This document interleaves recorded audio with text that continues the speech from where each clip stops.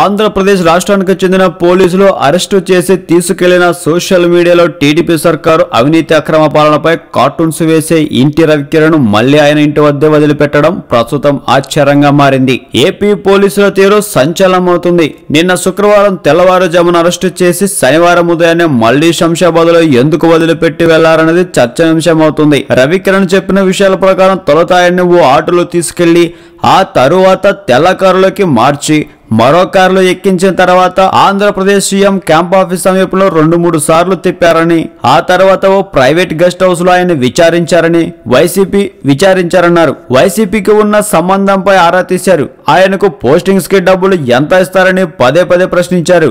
అయితే తన వెబ్సైట్ తో వైసీపీకి సంబంధం లేదని ఇంటి రవికిరణ్ స్పష్టం చేశారు. దాంతో చివరకు ఆయనకు సెక్షన్ 67 కింద ఇచ్చిన నోటీసుపై సంతకం చేయించుకున్న ఏపీ పోలీసులు ఈ నెల 25-26 తేదీల్లో మరోసారి పోలీస్ స్టేషన్ కు రావాలని ఆదేశించారు. ఆ తర్వాత మళ్లీ శంషాబాద్ తీసుకొచ్చి ఉదయాన్నే ఆయన ఇంటి వద్ద దింపేశారు.